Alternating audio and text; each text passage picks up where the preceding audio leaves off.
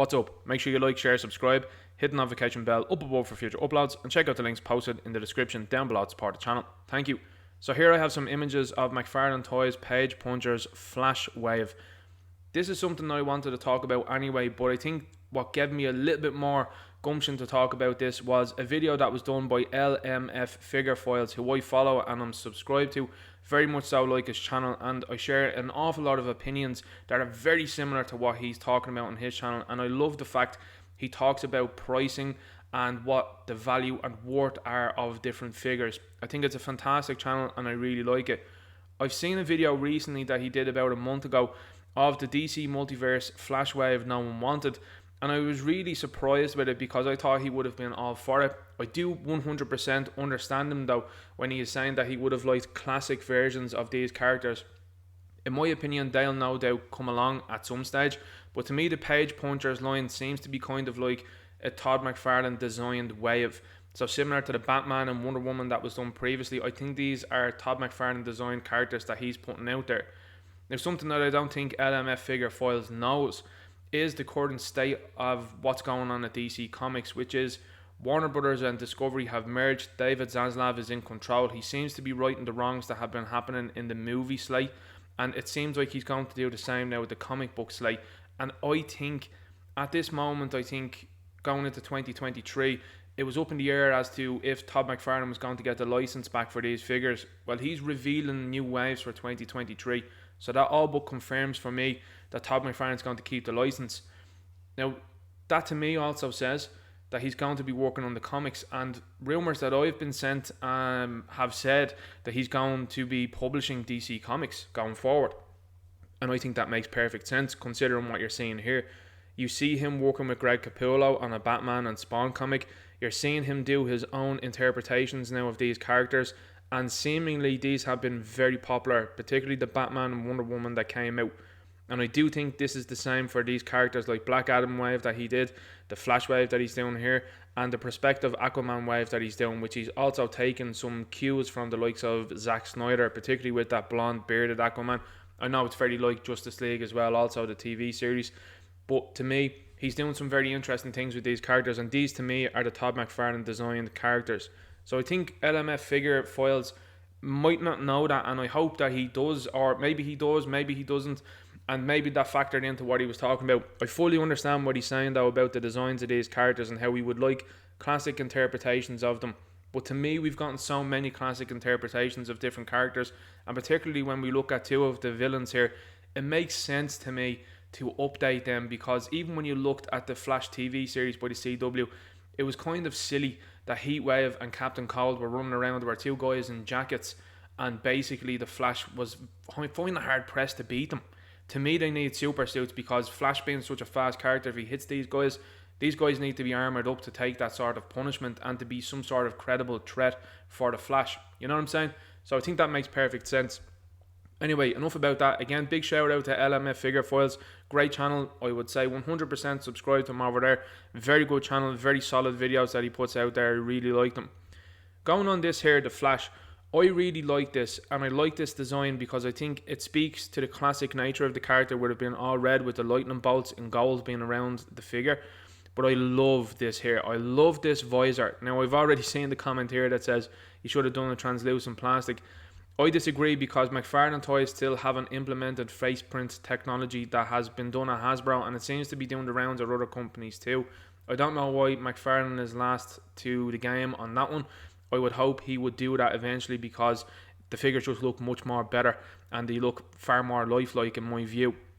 So to me, painting this over was a good idea. In fact, I would actually go as far as saying that the visor here should be painted.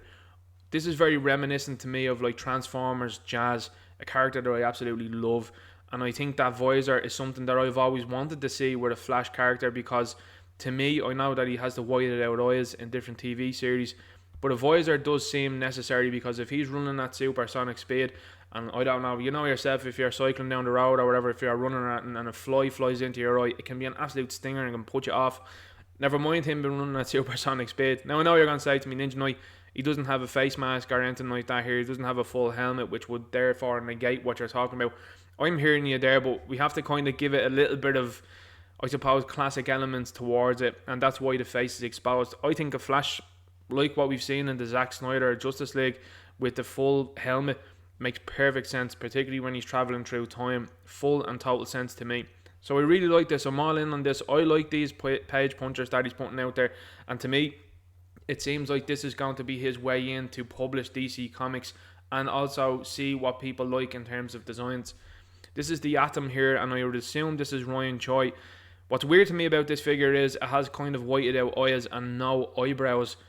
That is an odd thing to me, and I fully agreed with LMF Figure Files when he was like, this looks considerably different. And not only that, then it features one ring rather than multiple rings, which I think, given what we've seen with Todd McFarlane, accessories do seem to be sometimes a problem. And also as well, when you're looking at, say, alternate hands, very little fists that are being given with these characters. I mean, what's the Atom going to do? Tickle the opposition, you know what I'm saying? Like, I would like to see way more of the characters come with two fists. I mean, that should be bog standard across all the figures in my view. Bar say like Aquaman or some other characters that their weaponry is part of that character, you know what I'm saying? So the Atom here looks okay. I think he's probably the weakest out of the wave, if I'm being honest. And the Atom is quite a strange character to include here in a Flash wave. I would have liked to see maybe someone else in this wave, maybe even like a reverse Flash or something like that. It would have been an easy repaint and sort of slight remold there from the Flash to do in this wave. But hey ho, I suppose getting the Atom out there is probably a good thing. The biggest problems that LMF Figure Files, again, big shout out to him. I like the channel. This is no means or any sort of form of attack or anything like that at his channel. I really like it. The biggest problem he had was with Heatwave and Captain Cold. Now, as I said earlier on, I think this makes full and total sense that Heatwave is a big suited character. I love this design. I love this design because it looks so out there and so different, and it reinvigorates and reinvents the character of Heatwave whilst also making sense. Now, to me, is there purposeful design elements in this where Heatwave has the gun on the left hand side and Captain Cold has it on his right hand side? I absolutely think so, and I think that's very clever, and it probably will work out that way in the comic. But to me, I think where I agree with LMF Figure Files is the lack of weathering, say, on this figure. It is very plain, and with the white and with the kind of orange that's been shown here, this is a character that engages in pyrotechnics, and I think this is a character that should have had, say, some scorch marks around it. Now, we will say this, when you talk about weathering on a figure, there are two camps, and there are a camp of people that say weathering is great, makes the figure come to life, brings out the details, and then there's the other camp which says don't put weathering on it at all, I want it to look brand new. I've seen this recently in the Transformers Siege line, where I love the battle damage that was being done on figures that were supposed to be Warriors on Cybertron, but a lot of people didn't. So basically what has happened now, Hasbro have heard that and have said, okay, we've released these battle damage figures previously, now we're going to take that battle damage off the paint and we're going to re-release these figures again, and they're going to be Cybertronian modes and they're clean.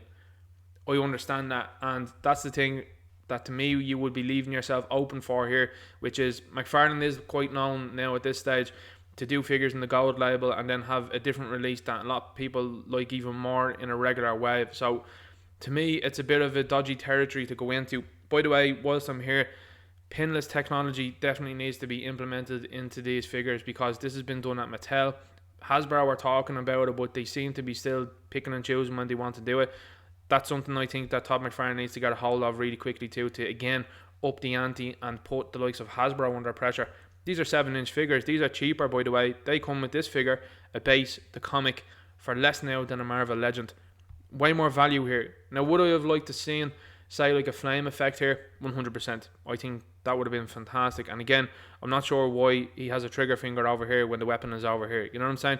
These are all design elements that I'm not sure who is okay in that. But overall, I love this look. I think this is fantastic. Now let's have a look at Captain Cold, because again, this is another one that people were saying, hey, how come these figures look armoured up?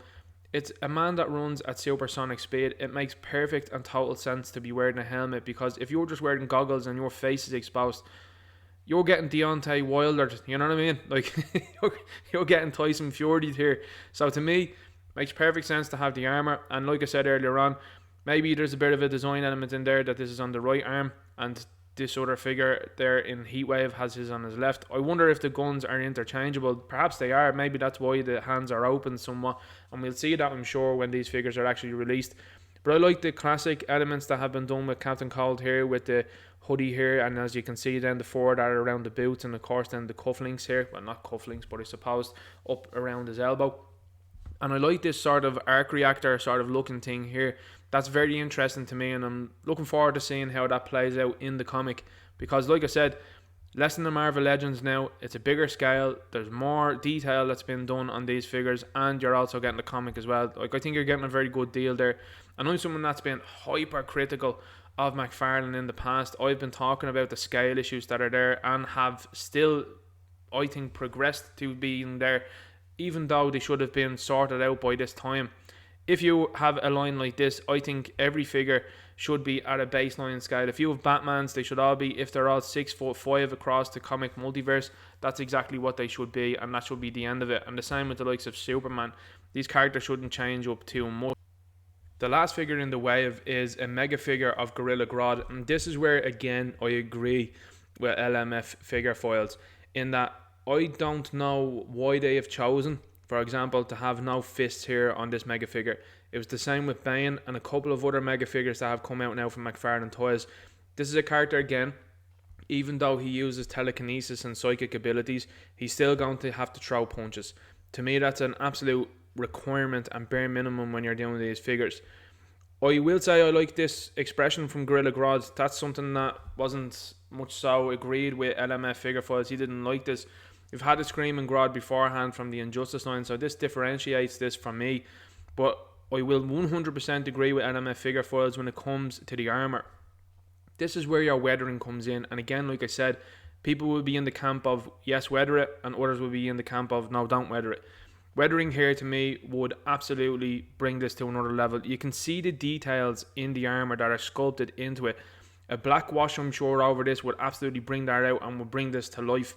And also then if there was scuff marks around it, because when you're looking at this plastic and this colour that it has been chosen here, it does look to be kind of very malleable and even like Play-Doh in my view. So that's something I think that they can get ahead of and they can get a hold of very easily. Something else as well, as I can see here, is the articulation for this figure. This is something that also concerns me with the McFarlane Toys DC Multiverse and Page Punchers line. These figures should be hyper articulated. These are at the 7-inch scale. There's no reason for these figures not to be able to bend forward and crouch and get into very dynamic poses.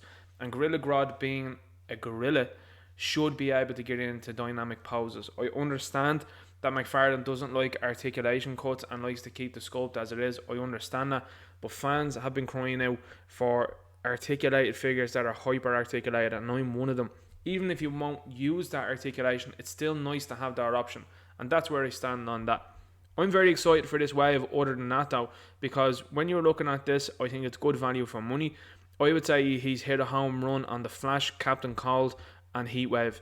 The Atom is okay, and Gorilla Grodd, I'll obviously collect Gorilla Grodd to have in my collection because I didn't like the Injustice version of it, so I do want the Gorilla Grodd in the collection. But I also do think this is very much so a tester to see if McFarlane can publish DC Comics, and to me this is a clever way to do it, because if you give a figure and a comic with these designs, then perhaps maybe prospective readers, when they see these on comic book shelves, will start to pick those books up.